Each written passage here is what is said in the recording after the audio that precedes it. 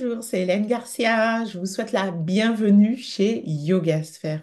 Pendant ce tout premier trimestre de 2025, notre thème, c'est de quoi tu te nourris, de quoi je me nourris. Et nous avons fait un atelier avec Natacha, un super atelier. C'était sur les rages de sucre en soirée. Et on a déjà des super retours de personnes de femmes, qui ont suivi l'atelier et qui ont réussi à mettre en application, qui nous ont dit, OK, c'est bon, j'ai réussi à arrêter notamment le chocolat, par exemple.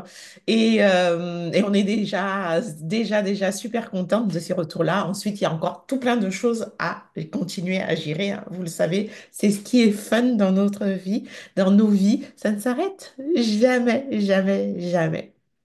Aujourd'hui, je suis venue vous parler de nourriture également, de nourriture dans ce thème trimestriel, mais je suis venue vous parler de nourriture mentale, de quoi tu te nourris. Alors c'est parti d'une observation que j'ai faite. Je me suis rendu compte que depuis des années, à chaque fois qu'on me dit, ouais, mais tu comprends, moi, le stress, tu comprends, je suis stressée, tu comprends, elle est stressée, tu comprends. Et en fait, je ne comprenais pas. Je ne comprenais pas, mais je ne comprenais pas ce que je ne comprenais pas. Mais en tout cas, pour moi, euh, le stress, c'était pas une explication à certains comportements, au fait de lâcher des choses, de ne plus continuer, de lâcher prise, de pleurer et de se mettre dans des états comme ça, d'avoir des maladies. Pour moi, non. L'explication, c'était pas le stress. Et au fil des années, je me disais, mais attends, il a bon dos le stress, quoi. Il a vraiment bon dos. Et finalement, je pense avec le thème de quoi je me nourris. Et il y a quelques jours, j'ai réalisé qu'en fait, notre stress, c'est comme une petite bête, un petit chien qu'on va nourrir. Et qu'en fonction de l'alimentation qu'on lui donne, il va devenir plus gros ou plus ou moins agressif. Je vous explique. J'ai vraiment réalisé, quand je vous disais que le stress a bon dos, que notre stress nous appartient. Chacun a son stress. Tout ce qui arrive de la vie extérieure, ce sont des événements. Et notre stress, c'est une interprétation, c'est un comportement qu'on adopte par rapport aux événements qui nous arrivent, la vie extérieure. De l'extérieur, il n'y a que des événements. Il n'y a pas un stress qui arrive, qui se colle sur ta figure et tu n'arrives pas à t'en débarrasser. Non, non, non, non. Ton stress, il vient de l'intérieur. C'est toi-même qui le fabrique. Et c'est endogène, c'est toi qui le crée et c'est toi qui décides quel pouvoir tu lui donnes dans ta vie et quel pouvoir de nuisance, puisque le stress, c'est nuisible, c'est un nuisible. Donc, je vous ai mis là de coco. Je vous présente mon stress et je vous présente le stress. Franchement, moi, j'assume pas ce genre de stress-là parce que c'est petit, mais ça peut faire mal. Donc, un stress agressif, un stress actif, un stress super puissant. Là, c'est un stress, ouais, bof, éteint, ok, tranquille le stress, tranquille le chien. Alors, qu'est-ce qui se passe? Ce stress-là, c'est un stress qui est alimenté, qui est nourri à la malbouffe. Ce stress-là, il commence, vous l'avez à la maison, puis vous commencez à lui donner de la nourriture, de la malbouffe, et qui va le rendre de plus en plus excité, hein. Le sucre, par exemple, si vous aviez été au premier atelier, vous comprendrez.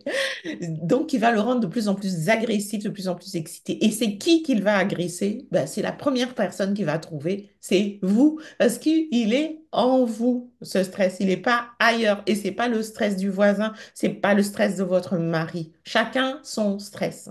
Voilà. Et donc, de nouveau, voilà un stress qui est raisonné, qui est calmé. Ok, tu es là, tu existes, tu nous permets aussi, parce que le stress, il est là, en fait, pour nous permettre de survivre. Mais il ne doit pas devenir chronique, il ne doit pas s'installer, il ne doit pas dérégler comme ça. Il doit aboyer de temps en temps. Pop, pop, pop. Ok, je suis en stress, qu'est-ce que je fais? Et une fois que vous l'avez fait, il retourne à son panier et coucouche au panier.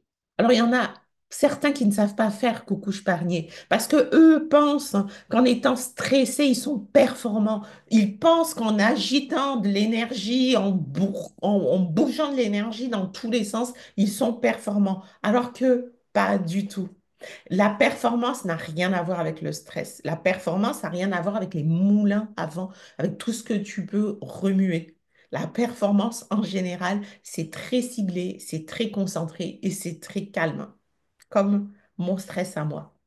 Donc, la prochaine fois que ton stress va se mettre à aboyer, à grogner, à s'agiter, demande-toi qu'est-ce que je fais? Est-ce que je décide de l'apaiser, de le calmer, de lui dire OK, ça va, j'ai compris, et d'éviter de l'engraisser, de le faire grossir, de le nourrir et de l'exciter encore plus, l'alimenter? Ou est-ce que tu décides de le poser, de le calmer et de passer vraiment à autre chose? Ce n'est pas un outil qui va te permettre d'avancer ce stress-là. Donc c'est vrai, parce qu'à un moment, il faut choisir, hein. Soit tu décides de faire open bar à ton stress, hein, et tu vis avec cette saloperie-là qui va te pourrir la vie tout le reste de ta vie. Soit on arrête l'open bar, on met les petites, même le distributeur à croquettes, on arrête et on nourrit son chien, on nourrit son stress de façon raisonnée. Voilà, c'était un peu mon coup de gueule sur le stress qui va parfaitement avec comment tu te nourris, de quoi tu te nourris, là, de quoi tu nourris ton mental, en somme. Il n'y a pas que la nourriture terrestre et l'alimentation, de quoi tu te nourris. Je te remercie de ton attention. Je te dis à très bientôt, très très vite sur Yoga Sphère.